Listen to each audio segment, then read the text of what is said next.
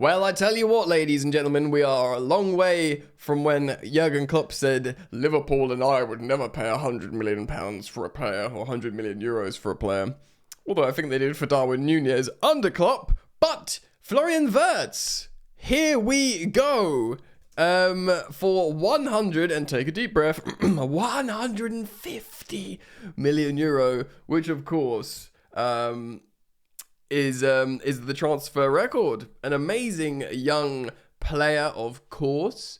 Florian Wirtz, the darling of German football. We'll speak about him. He's set to earn reportedly a weekly salary of over 400,000 euros per week, which I believe is sort of in keeping with Virgil van Dijk, the captain, and Mohamed Salah, of course, the talisman of Liverpool. I mean, Liverpool pay some astronomical wages. Historically, it was Man United.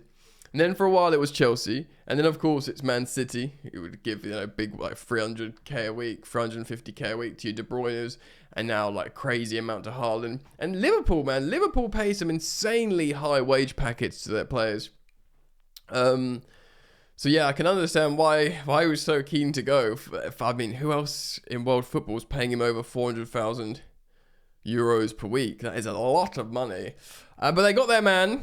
150 million euro, which of course is the transfer record, beating Moises Caicedo to Chelsea, which was, let me just double check how much that was. I think it was 130 million euros.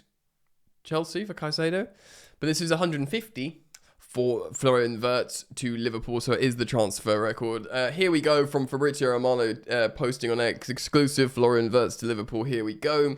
Liverpool have verbally agreed a package in principle with Bayer Leverkusen, of course, his current employers, for a package of 150 million euros. Of course, player decided weeks ago he wants to move to Liverpool. Also, I don't want to be churlish here and be like, he's going just for the money. Liverpool are Premier League champions, are an excellent team. They're a big historic club. We're not trying to dig out Liverpool here or banter them. But I think he had a choice between City, Bayern Munich, and Liverpool. I'll tell you one thing for sure. Liverpool are going to pay him more money than Bayern Munich ever did. For 400 freaking thousand euros or over that just per week. We'll speak about this. By the way, welcome back to Football Yannick, daily content here on the channel, of course. Thank you to all of you who enjoy my content, come out and hang out and drop a like and subscribe and all that good stuff. We are on the road to 18,000 subscribers. Very close, I think. So by default, road to 20k and beyond. Right, so yes, this is a big story, of course. Being an amazing player, we'll speak about him in just a moment, how he fits into Liverpool. But of course, headlines it is the transfer record. Liverpool had the money. I think they've had the money for a while. Of course, they didn't spend last summer, and they've since gone on to win the Premier League. We know they've been, despite Jurgen Klopp saying I'd never spend 100 million on a player, they had a £111 million bid for Caicedo accepted by Brighton before he decided to go to Chelsea. The player did. And then Klopp even confirmed it in a press conference, was speaking about it. So Liverpool, for a while, have been prepared to pay a record transfer fee for a player. They were prepared to do it for Caicedo, and clearly they've been prepared to do it for Wirtz, because they've even beaten the Chelsea transfer record for Caicedo, which was 4 million more than the agreed fee that Liverpool had originally. I think basically at that point, Brighton were very upset with Chelsea for taking them for a ride for a while and said, yeah, if you want them, pay £115 million. So they've done it. This is where we are in football. Players will cost you. And this isn't PSG signing Neymar. This isn't whatever, pick another, PSG signing or a Real Madrid signing. Paying a lot of money. This is a Premier League team paying 150 million euros for a footballer. And yes, I mean, the wages are really, really high, but he's not the highest paid player in the Premier League. That's Haaland. Haaland, I just can't get my head around paying him £500,000 a week. But, Haaland, I suppose, has demonstrated he can play in the Premier League. It's a lot of, let's talk about Wirtz then, because it's a lot of pressure. because now the Liverpool fans know he's on, really crazy high money. He's on like this Mohamed Salah money, and he's just joined. He hasn't kicked the ball for Liverpool yet. And of course, he cost 150 million euros. So of course, he didn't choose. He didn't choose that fee. He negotiated a high salary. Good on him. It's up to Liverpool now to say this is worth our investment. I must say, like, from the outside looking in, I'd understand like throwing the bag at an Alexander Isak more than maybe a Florian Wirtz. I guess they're trying to replace the creativity of Trent, maybe, but because Salah will go, and Salah scores lots of goals. Florian Wirtz is the quintessential number 10, and in Arne Slot's Liverpool side, you look at him and go, right, well, he will be playing, I suppose, as a number 10 in Dominic Szoboszlai's role. Like, Szoboszlai, if you look at how he plays under Arne Slot, are they going to change how they play, where they go from a Szoboszlai who's like, I guess a kind of 10 attacking 8 who hits long shots. Szoboszlai feels a lot more functional than Florian Wirtz. So is he going to change the way he plays and be like, yeah, we're going to have this free number 10 with complete license to like cook basically and create, and that will be Florian Wirtz, and we'll give him the keys? Because what we know about Arne Slot's Liverpool so far, I think he did also play Curtis Jones as a sort of 10 for a while, I guess, in this 4-3-3 formation. It just doesn't feel like they're going from, for example, like a Man City when they played Kevin De Bruyne. They were also in for Florian Wirtz, and now they've signed Rayan Cherki. It's like obvious. It's like, well, he's going to fill the void of that player doing that role. I don't see who he's upgrading, filling the void for in a certain role in Liverpool. Of course, he's an upgrade because he's an amazing attacking player.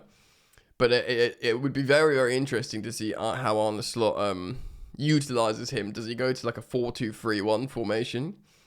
Does he do something very, a bit more, interesting tactically? I'd be very interested to see what happens there. But ultimately, like, I think probably they're going to sell Darwin Núñez to like Atletico Madrid or Saudi Arabia. Maybe they'll buy a striker. Let's talk about Diaz going as well on the left. I mean, they're a fascinating team because they did an amazing job winning the Prem. They didn't need to get that many points in the end. They did go from like the dreaming of the quad to like just winning the Premier League, which is a silly thing to say. But Arne Slot, the way he like repurposed Gravenberch, the way he made them just like really calm and getting over the line, it's just so interesting to see how he's going to develop in his second season. Like, is he going to be like, the Florian Wirtz and Salah show in, like I say, a 4-2-3-1, or is it still going to be relatively functional? There's going to be huge pressure on the young man, but he is very, very good, Florian Wirtz. So just for like context, let's have a look at his numbers. He is like, it's not it's him and Musiala who are like the young darlings of the German team. But last season for Bayer Leverkusen, he got into double digits for both goals and assists. 10 goals and 12 assists. Good numbers. Mason Mount also got into double digits for goals and assists in the Premier League one season for Chelsea. And that's the Premier League. I'm not saying he's Mason Mount, but I'm saying actually I'm more trying to big up Mason Mount really than say anything negative about Wirtz. But also, if you look at the minutes as well, it was 2,300 minutes, 2,357, and that's 22 goal involvements, which is a great return. So let's just do the maths there. Divided by 22, it's just over 107 minutes per goal involvement, which for an attacking midfielder is great. He did get 7 Man of the Match awards as well, which is testament to him demonstrating his immense ability. I'm looking on who scored. It says his weaknesses are his defensive contribution, which of course he'd need to sort out for the Premier League, but he's very good at passing, dribbling and creating, which will be his role. So as soon as he can demonstrate to the Liverpool fans that he can work hard, which he will need to do in that Liverpool team, he could be amazing. And of course he can play many different positions, probably not as a centre forward, but in terms of attacking midfield, behind the striker, wide positions, he's very, very versatile. And I'm just trying to see here, has he scored for Germany? He scored a goal in the Nations League. Yeah, he's a great player. Um, I mean, 150 million euros is an insanely high fee. We'll see, it's almost like we'll talk again in 10 years if it was worth it. Same with Chelsea paying 130 million euros for Caicedo. He's the last 18 months, he's looked very, very good of his 2-year Chelsea tenure. And again, same with Caicedo. I think he was a similar age, maybe a year younger than Wirtz when he signed for Chelsea. These are the two most expensive Premier League signings. You sort of look back at the end of their tenure and say, how did that money spread across the 10 years they're at our club? How much did they contribute? How important they were? Caicedo already looks incredibly important for Chelsea. We will see where Florian Wirtz is in the coming years. But yeah, he is now the guy. All eyes on Wirtz, because he is the man who costs the money, who gets paid the money, and will have the pressure. But I think he could probably wear it. He's a great young player. He's super creative. It's very, very exciting to see him. I mean, he's the kind of player that everyone's going to be looking on their fantasy Premier League. Oh, how much does he cost, sort of thing. But it's a huge story, huge, huge news, and huge money. Let me know your thoughts. Please do leave them down in the comment section below. As always, thank you for joining me. A gentle reminder that there's daily updates here on Football Yannick. So do keep it locked. Thank you for liking and subscribing. And I hope to see you back here soon. Peace.